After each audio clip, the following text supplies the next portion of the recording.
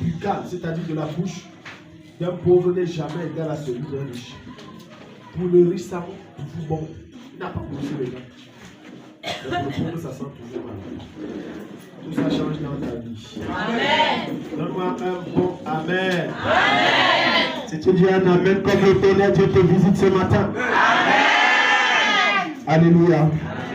Donc, nous allons travailler ce matin sur les fondements de la multiplication. Amen. Amen. Hier, nous étions, par la grâce de Dieu, allés célébrer le mariage de la sœur Camille. La vérité, c'est que la leçon que tu dois tirer, ne mets jamais Dieu en dernière position, c'est très dangereux. Dis-moi Amen. Amen. Les gens n'aiment pas entendre ça, mais c'est vrai. Dans tout ce que tu fais, ne mets jamais Dieu. Ne dis pas que tu mets l'église, ça va te dépasser très mal. Alléluia. Parce que leur grande relation sur qui ils comptaient, ça c'est la marraine qui m'a fait la confidence à côté. Et tout le monde les a lâchés. J'ai compris pourquoi ces 3 derniers jours on me perturbait. Bon, maintenant c'est le fils prodigue. Amen. Amen. Le fils prodigue rentre à la maison, même Dieu ne l'a pas chassé. On prend son jet comme ça, on a colmaté comme on a pu colmater. Mais nous bénissons le Seigneur, tout s'est très bien passé. C'est le plus important. C'est ce qu'on va retenir. Et la première leçon qu'on doit retenir, ne mets jamais l'église qui est le représentant de Dieu de côté. C'est une erreur. Au nom que tu comptes sur tes relations, Dieu va t'humilier très mal. Alléluia. Amen. Ce matin, nous allons voir ce que j'ai baptisé les fondements de la multiplication. Comment est-ce que augmenter ses richesses? C'est ce qu'on va voir. C'est le titre, là, les fondements de la multiplication. Je suis en train de t'expliquer le titre. Comment augmenter ses richesses? Comment accroître ses avoirs? Comment faire en sorte que ses richesses deviennent encore plus grandes? En réalité, Dieu te donne ce qu'il en faut. Je dis ceci, Saint-Esprit, gloire de fou. Dieu te donne toujours plus qu'il en faut. Le micro là n'est pas ouvert. Dieu te donne toujours plus qu'il en faut. Mais c'est toi qui ne connais pas gérer les richesses que Dieu te donne. Vous allez voir un pauvre. L'argent qu'il gagne, il le focalise sur les habits. Regardez l'habillement du pauvre et regardez l'habillement du riche, de la tête aux pieds. Le pauvre a des vêtements très coûteux et très chers. La perruque que le pauvre met coûte tellement cher. La chaîne, c'est tellement en or. Mais allez voir un riche. Le riche met des... Tu le vois bien habillé, mais c'est des vêtements. Tout son habillement, ça ne coûte même pas 5 000. Mais le riche, on va te dire, c'est quasiment 100 000. Et c'est là-bas que votre argent va. Parce que vous ne savez pas, vous manquez de sagesse ou alors par convoitise. Vous dites non, moi je vais seulement investir là-bas. Et c'est une erreur. Vous ne pouvez pas vous multiplier si vous ne faites pas de bons calculs et si vous n'apprenez pas à sacrifier certains besoins personnels. Vous ne pouvez pas vous multiplier. Alléluia. Amen. Beaucoup d'enfants de Dieu se plaignent et disent Dieu m'a laissé, Dieu m'a abandonné, les choses n'avancent pas et je n'ai pas l'argent. Mais s'il fait le calcul des entrées du mois, il va voir qu'il a eu au moins 300 à 400 000. Mais demande-lui ce qu'il a fait avec. C'est dans les futilités que votre argent part. Première loi ou première règle pour se multiplier. La fidélité dans la gestion. La fidélité dans la... Dieu te donnera toujours quelque chose pour te multiplier. Dieu ne te laissera pas ainsi, non. Il y a toujours quelque chose que Dieu a mis en toi, Dieu a mis à ta disposition pour que tu puisses être capable de devenir riche. Pourquoi? Parce que dans le plan parfait de Dieu, aucun être humain en général et aucun enfant de Dieu en particulier n'est censé devenir pauvre. Ce n'est pas le plan de Dieu. Tu vas me citer Lazare. Je vais te poser la question. Est-ce que Lazare avait connu les principes spirituels de la richesse? Peu importe le nom, le type de chrétien que tu vas me citer, parce que beaucoup de chrétiens meurent pauvres par ignorance. D'autres, ils ont la connaissance, mais refusent de l'implémenter. Ce n'est pas Dieu qui va l'appliquer dans ta vie. On n'est pas riche parce qu'on le souhaite. On est riche parce qu'on applique certaines lois et qu'on met en pratique certaines règles. C'est ça qui nous rend riches. Et la première règle, c'est la fidélité. Comment est-ce que tu gères le peu que Dieu te donne? L'un des signes qui encourage Dieu à ne pas vous donner en abondance, c'est dans les petites choses. J'ai dit les toutes petites choses. Beaucoup d'entre vous avez démontré à Dieu que ne me bénis pas, ne m'élève pas, ne me donne pas plus que ce que tu me donnes. Pourquoi? Parce que vous n'avez pas été fidèle dans les très petites choses. Matthieu chapitre 25. Quelqu'un nous ouvre ça. On va faire une lecture rapidement. Tu vas donc voir ce que Dieu va te montrer, Jésus-Christ va te montrer ici. Tellement de personnes se tiennent et disent, oh Dieu m'a abandonné, oh Dieu m'a délaissé, alors que Dieu a mis tout à ta disposition. Verset 14, à partir de verset 14 à 21. Matthieu 25, Yeah. à partir du verset 14 à 21. Oui, il est écrit. Ce sera en effet pareil au cas d'un homme. Partant pour un voyage. Partant pour un voyage. Appela ses serviteurs. Leur remis ses biens. Il donna 5 sacs d'argent à l'un. Il donna quoi? 5 sacs d'argent à l'un. Il donna quoi? 5 sacs d'argent. Dans votre tête, quand tu dis Dieu, donne-moi l'argent, tu attends que ce soit des pieds. C'est faux. Ce n'est pas toujours des pieds. Quelqu'un ici? Parce qu'en réalité, Dieu peut te donner le capital que tu as besoin juste en envoyant une affaire qui ne nécessite pas un capital. Parce que tu as le capital qu'il faut en toi. C'est quoi? Ton potentiel. Exemple. Dieu peut permettre, tu dis Dieu, j'ai besoin d'un capital pour lancer mon restaurant. Tu veux combien? Tu dis je veux 500 000. On ne sait pas comment ça s'est passé et le voisin et 4-5 voisins lundi, l'un vient et dit ouais, j'ai une cérémonie de mariage. Est-ce que tu peux m'aider? J'ai appris. Qui lui a dit? Lui-même ne peut pas te dire qui lui a dit, mais il dit que j'ai appris que tu fais dans la restauration. Ouais, maman, j'ai un budget de 300 000. Et tu dis ma main d'œuvre dedans c'est combien? Elle te dit que bon, je te donne 50 000. Tu prends, voilà 50 000. Et tu as besoin de combien? 500 000. Quand Dieu aura vu que tu as livré le marché de 300 000 fidèlement et que les 50 000 tu les as gardés jalousement, Dieu va envoyer un prochain marché. Mais ce que vous faites c'est quoi? Vous ne savez même pas où vous allez parce que vous marchez comme des aveugles. Dès qu'il y a ça, Satan vient te dire il y a beaucoup de besoins, sans l'argent là tu utilises. Parfois c'est votre gros cœur qui vous tue. Non, moi vraiment 50 000. Oh, c'est un piège que Dieu vient de te mettre, c'est un test. Et tu viens de tomber dans le test. Tu viens d'échouer. Non, l'argent est petit. L'argent a vraiment... Non, moi je ne gère pas les petites choses. Oh, c'est Dieu veut t'élever à partir des petites choses. Parce que tu ne sais pas que c'est à partir de rien que Dieu fera de toi un roi. Quelqu'un ici? Amen. Maintenant, quand Dieu a vu que le premier marché de 50 000, tu as géré ça bien. Maintenant, il envoie le deuxième marché, 700 000. Là-bas, tu gagnes 100 000. Tu gères toujours bien. Ainsi de suite, jusqu'à ça fait un montant 500 000. Voilà ton restaurant qui est lancé. La fidélité. La fidélité. Parfois, Dieu teste ta fidélité en envoyant quelqu'un prendre son argent et te confier. L'erreur que vous faites, c'est quoi? Vous l'utilisez au nom que je vais rembourser. Mais curieusement, il y a un démon de dette qui s'arrange à ce que vous ne le remboursiez jamais. Jusqu'à ce qu'on vous porte plainte et que la famille est obligée de cotiser pour vous retirer de là. Touche ton voisin, dis est-ce que tu es là?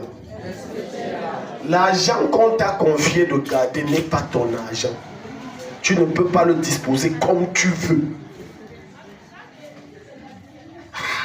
Je sens que ça touche certaines mamans ici. L'argent de la réunion là, ce n'est pas ton argent.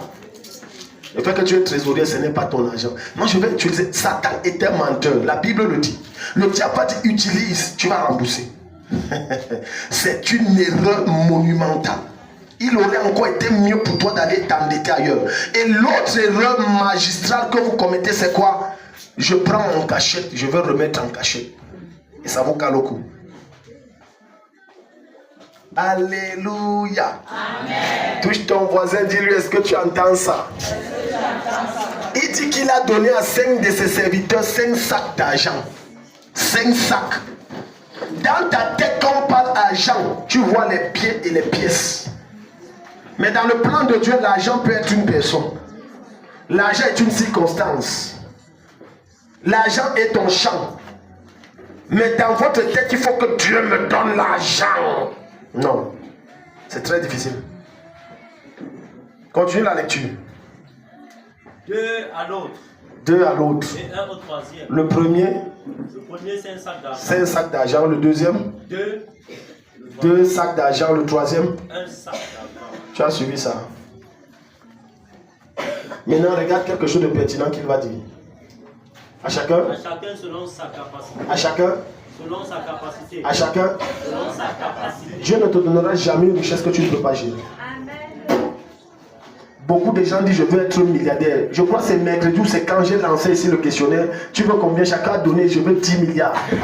Est-ce que tu as la capacité de gérer 10 milliards?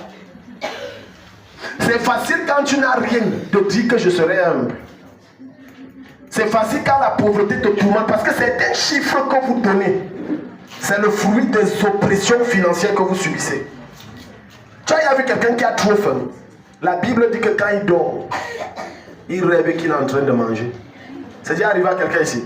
Il y a des repas de nuit que vous avez qui ne sont pas des repas de nuit. C'est la faim, le ventre est vide. Parfois le ventre n'est même pas vide. Mais tu as vu un poulet à la télé. Je vais me manger le poulet si quand je n'ai pas l'argent. Quand tu dors, tu rêves que tu manges le poulet. Alléluia. Amen. Alléluia. Amen. À chacun selon ça. Dieu, c'est pour ça que je vous ai dit, je crois vendredi ou l'autre jour, que Dieu ne te donne pas ce que tu veux, il te donne ce que lui, il veut pour toi. Dieu te donnera ce que tu peux gérer. Il y a des gens ici qui ne peuvent pas gérer 10 000. Il y a des gens ici qui ne peuvent pas gérer 10 000. Je répète, il y a des gens ici. Voilà pourquoi Dieu s'arrange à te maintenir là. Dieu t'amènera à une dimension financière supérieure lorsqu'il se rendra compte de ta maturité financière, c'est-à-dire ta capacité à gérer les petits montants. En réalité, Dieu a béni beaucoup de chrétiens, mais ils restent pauvres parce qu'ils ne sont pas fidèles. Quand tu dis que Dieu, maintenant il faut que mon entreprise, que je produis seulement les marchandises de 20 000, il faut que ça passe à 2 millions. Tu ne vois pas que tu es un peu le gros cœur. Est-ce que les marchandises de 20 000 que tu fais là, tu gères l'argent là comment? Dieu prend, regarde, écoute frère, Dieu prend note de ça. Dieu prend note de ça. Quelqu'un vient de toucher son salaire et voilà pourquoi on va jeûner et prier pour certaines personnes ignorantes. Il vient de toucher 200 000. Avant d'arriver à la maison, il a consommé 50 000. Dans quoi? Les futilités, le bar, les bali-bali, les bêtes choses. Et après, il vient voir, pasteur, mon dossier d'appel est bloqué, de rappel est bloqué, d'avancement est bloqué. On va prier, Dieu ne va pas te bloquer. Parce que ton attitude, tu as démontré à Dieu que si tu augmentes, comme je consomme 20 000 de billets quand je touche, je vais acheter les brasseries. Dieu va te dire, reste là. La fidélité est capitale dans la multiplication. Certains d'entre vous, Dieu peine à vous. Des fois, écoute, je vais te dire certaines choses qui sont vraies chez plusieurs ici. Écoute bien. Ça va arriver, n'est-ce pas? Que tu vas passer, vous allez passer des nuits en famille. Je ne parle pas du cas où Dieu vous fait traverser l'épreuve. Je parle du cas où vous avez l'habitude de jeter la nourriture. Au nom que ça a fait 2 jours.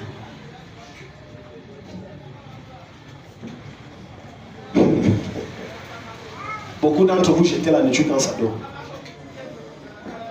C'est un péché.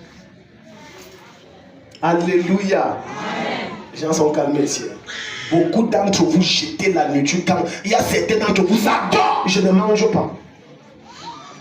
Chez votre pasteur que je suis, je vous dis au moins de fois la nourriture 3 jours.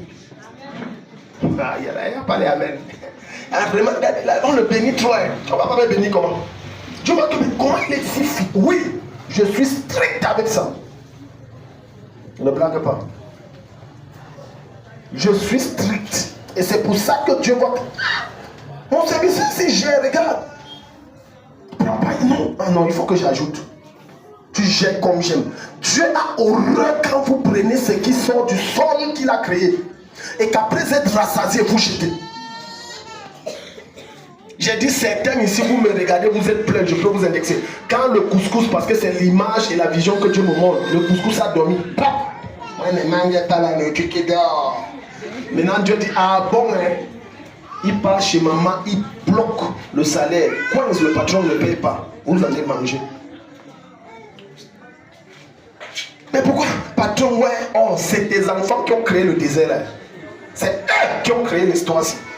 Il n'y a aucun démon parce qu'on va jeûner, prier rien. Tu vas encore s'aimer les miettes, il n'y aura rien. Parce que c'est tes enfants qui ont créé. Et Dieu veut voir une chose, un changement d'attitude. Tant qu'il n'y a pas, il va durcir. Maintenant, quand ça fait 2 mois, on n'a pas payé, Dieu touche le patron, donne même un 15 000. C'est l'avance. C'est Dieu qui est derrière. Il faut savoir lire la main de Dieu derrière certaines situations. Hier, quand on était au mariage, on a volé, du moins, on a volé ma moto. J'ai dit à Dieu, Dieu, attends. Donc, de toutes les motos qui étaient là, c'est la moto du pasteur qui part bénir. Pendant qu'il bénit, on prend sa moto, on part. La voiture. Quelqu'un dit Amen. Amen. Je reçois. Amen, je reçois. Mes fils étaient dans tous leurs états. Moi, j'étais calme. J'ai dit, ah. J'ai dit, Dimitri, tu as fermé bien la moto là où tu as fait comment? Il dit, t'as déjà fermé. J'ai dit, ah. Donc, toutes les motos là, c'est ma part seulement qu'on a vu pour prendre. En réalité, ça ne me faisait ni froid ni chaud. Mais le regret seul que j'avais dans mon cœur, ça a aidé ma femme dans les courses. L'histoire nous aidait. Quand je suis rentré là, tout, je dis, Dimitri, pour rentrer là-bas, parce que c'est à lui que j'ai confiance là-bas. Je lui ai dit, fils, je ne t'en veux pas, il n'y a pas de problème, ça va. C'est les choses de la terre, Dieu a donné, Dieu a pris. Je dors, je me réveille même en blague et je riais devant ma femme, je dis que, tiens, la moto, j'ai dit, ma moto. Donc tu es parti comme ça me dit au revoir. Hey, tu pars, tu pars, même me dit au revoir. Tu ne me dis, je t'ai fait quoi? Ça vous dit quelque chose, non? Dans les deux, quand on tourne autour du cercueil, tu sais, j'ai fait la même chose. Moi et ma femme, on s'est mis à rire. J'ai dit en tout cas, Seigneur, moi je te bénis, il n'y a pas de problème. Tout ce que tu fais, c'est bien. Ah, je crois que si tu as permis ça, donc toutes les motos. Après le soir, ma père, on dit, monsieur le pasteur, votre moto est revenue, la personne avait confondu. J'ai dit. À la maison ici, j'ai dit, je ne sais pas si c'est la maison, j'ai dit, c'était un test. Dieu, j'ai réussi le test. Donc, envoie ma voiture maintenant, j'ai réussi. Le matin. Si tu n'acclames pas Jésus,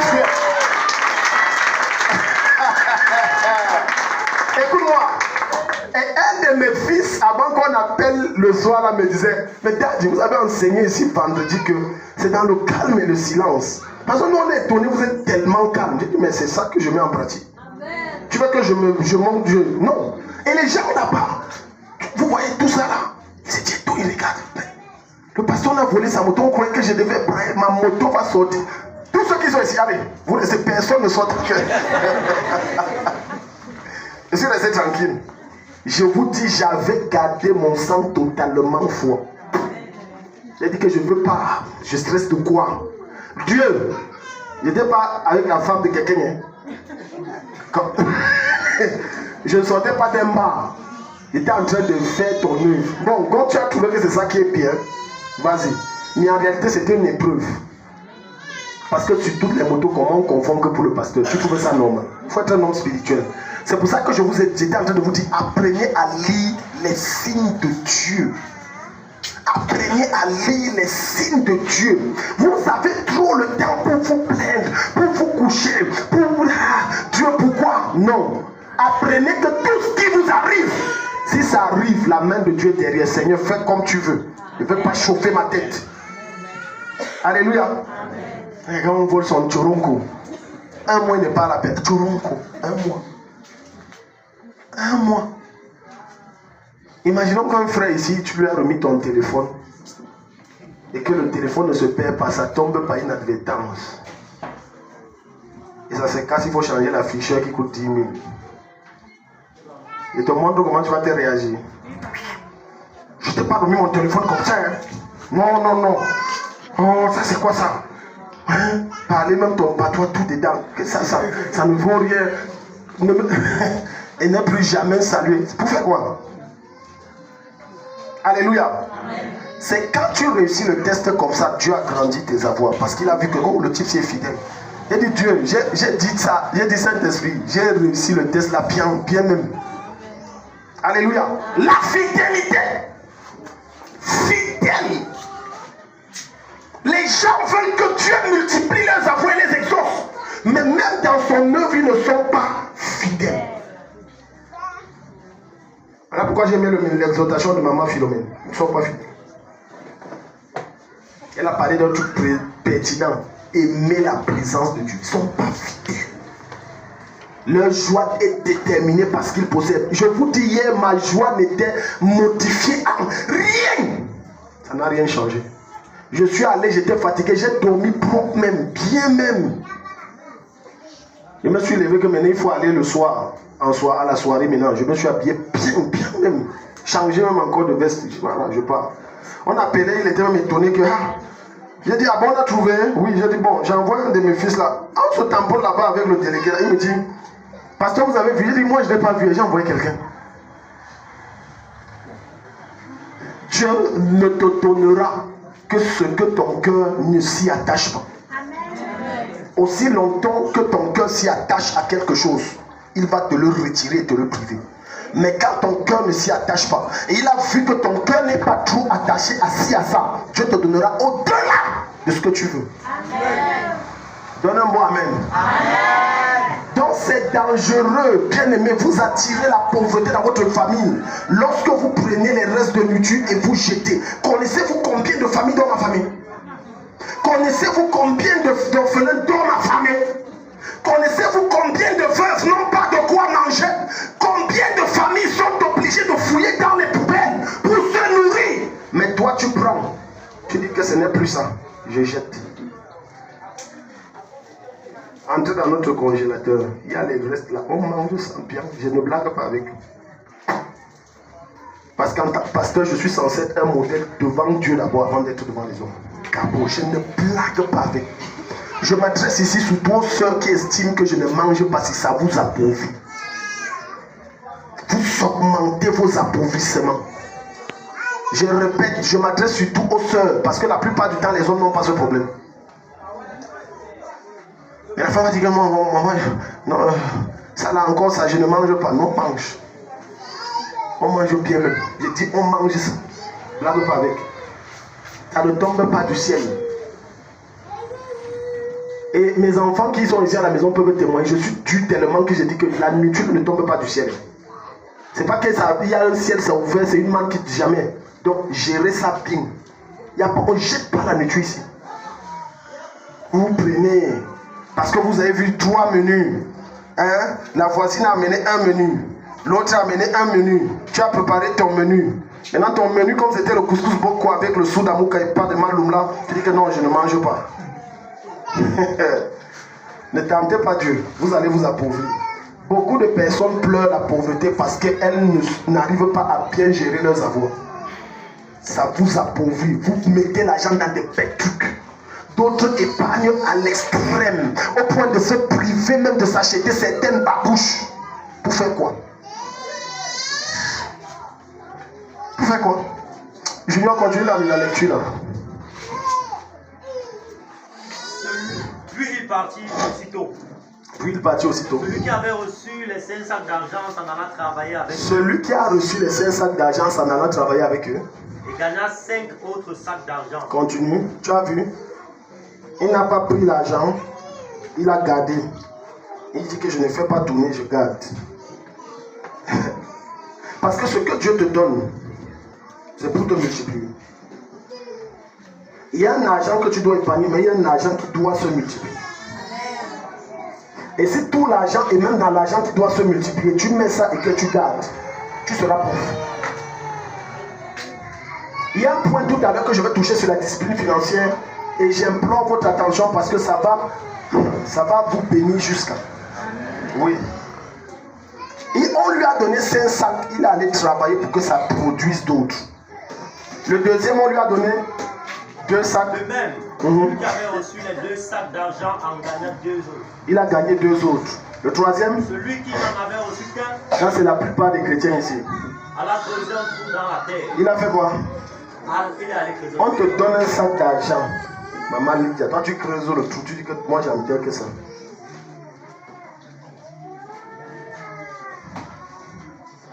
Tout ce que tu ne sèmes pas ne produira pas. On ne parle de production qu'à cause d'une sémence. Il n'y a pas de production sans sémence. Ou celui-là dans sa tête, il a fait l'économie du ciel ou je ne sais pas. Ou quand on met l'argent sous le sol, ça sort un arbre et ça sort des angénettes. Je ne connais pas. Donc beaucoup de personnes font cette erreur. Et il y a un langage qu'il faut éviter de dire qui doit sortir de ta bouche. Je n'aime pas. C'est un langage satanique. C'est une confession démoniaque. C'est une mauvaise prophétie que tu es en train de relâcher dans ta vie. À chaque fois que tu dis